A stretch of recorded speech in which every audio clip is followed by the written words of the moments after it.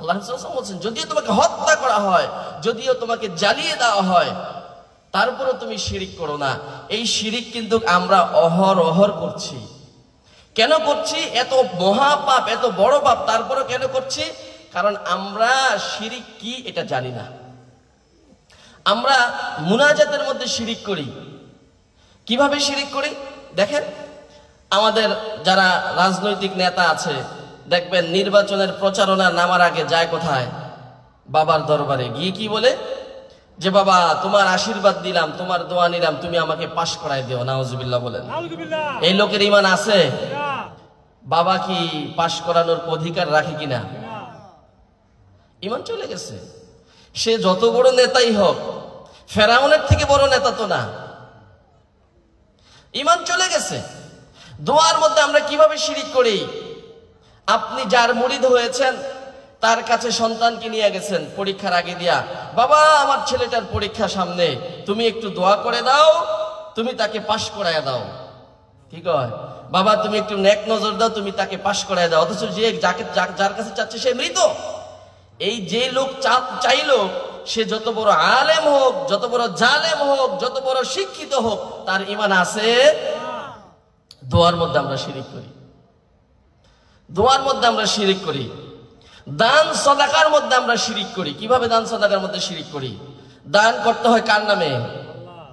বিপদে পড়ছেন, নাম নিয়ত করলেন যে যদি আল্লাহ বিপদ থেকে উদ্ধার করো, অমুক বাবার নামে একটা গরু শোয়াই দিব। করে কিনা ভাই? না আমি এটা আন্দাজি করতেছি। বাংলাদেশে মনে হয় হয় না? হয় আমাদের দিকে হয়, আপনাদের দিকে হয় না মনে হয়? ও হয়, আচ্ছা তাহলে আমার কথার সাথে মিলে গেছে। আমরা এটা কি করতেছি? দান করতেছি।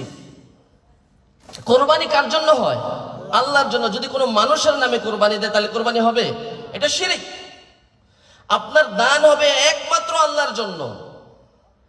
যদি নচেত অন্য কোনো পীর হয়, দরগা হয়, কোনো বাবা হয়, আপনি শিরিক করলেন, আপনি ইবাদতের মধ্যে শিরিক করলেন। আমরা দোয়ার মধ্যে শিরিক করি, আমরা ইবাদতের মধ্যে শিরিক করি। আমরা বাচ্চাদেরকে শিরকের তালিম দেই। আমাদের দেশের মধ্যে রাষ্ট্রীয়ভাবে শিরিক করা হয়। কিভাবে জানেন? রাষ্ট্রীয়ভাবে শিরিক হয় নাই। গত সরকারের আমলেও তো আমরা দেখেছি কোন এক স্কুলের মধ্যে বাচ্চাদেরকে বাধ্য করা হচ্ছে কোন এক নেতাকে সম্মান জানানোর জন্য। মৃত ব্যক্তি, তার ছবি সামনে রেখে বলা হচ্ছে তাকে ফুল দাও, তাকে শ্রদ্ধা করো। আচ্ছা, যে বাচ্চাগুলা নাবালেগ, আল্লাহ তাদেরকে মাফ করুক, নাবালেগদের কোনো হিসাব নাই। এই যে রাষ্ট্রীয়ভাবে যে শিরিক করা হইলো, সামাজিকভাবে যে শিরিক করা হলো, এটা কি শিরিক কিনা বলেন? এটা শিরিক। ইন্নাহু মান ইউশরিক বিল্লাহি ফাকাদ হারামাল্লাহু আলাইহিল জান্নাহ। তাহলে আল্লাহর হাবিব সাল্লাল্লাহু আলাইহি ওয়াসাল্লাম, আল্লাহ তাআলা বলছেন যে যে শিরিক করে, যেভাবেই করে, আল্লাহ তাআলা তার জন্য জান্নাতকে হারাম করে দিবেন। আমরা কিভাবে শিরিক করি? আমরা তো অহরহ শিরিক করি। কি করি? দেখবেন ওই যে একটা গাছের মধ্যে ফল আসতেছে না, অথবা ফল আসছে, কারো জন্য মুখ না লাগে, আমরা কি করি? একটা ছিঁড়া জুতা টানায় দেই, একটা ছিঁড়া একটা এই নষ্ট ঝাড়ু টানায় দেই। দেই কিনা? কি জন্য দেই? আমাদের বিশ্বাসটা কি? বিশ্বাসটা হচ্ছে এই যে এই ঝাড়ু দিলাম, যে এটার দিকে মুখ লাগাতে আসবে, যে এটার দিকে বদনজর দিবে, তার উপর ঝাড়ু করো। এই ঝাড়ু তার কি করবে? এই মুখ মানে বদনজর থেকে তাকে বাঁচায় দিবে। এই জুতা তাকে বদনজর থেকে বাঁচায় দিবে। নাউজুবিল্লাহ। ঝাড়ুর কি ক্ষমতা আছে বদনজর থেকে বাঁচানোর? জুতার ক্ষমতা আছে? বুঝে হোক না বুঝে হোক আমরা শিরকের মধ্যে লিপ্ত হয়ে গেছি। আমাদের দেশের মধ্যে কিছু কিছু ড্রাইভার আছে, ড্রাইভার, তারা কি করে জানেন? কোনো মাজার দেখলে তারা গাড়ি স্লো করে ফেলে। কেন স্লো করে? বলে যে এখানে সম্মানিত ব্যক্তি শুয়ে আছে, যদি স্পিডে যাই, আল্লাহ না করুক, যদি উনি রাগ হয়ে যায়, আবার গাড়িটাকে উল্টাই দিতে পারে। আচ্ছা, এই বিশ্বাসটা কি শিরিক কিনা বলেন?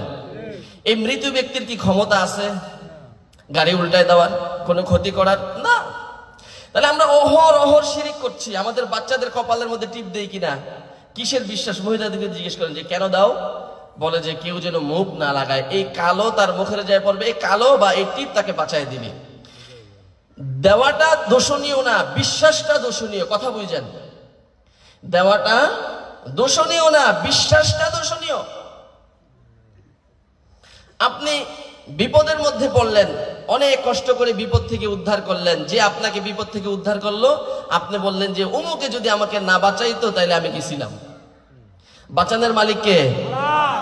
খাওয়ানোর মালিক, সুস্থতার মালিক, অসুস্থতার মালিক আপনি। তো এই আল্লাহ তাআলার সিফাতটা, গুণটা ওই যে আপনাকে 100 টাকা দিয়ে সাহায্য করলো তাকে দিয়ে দিলেন।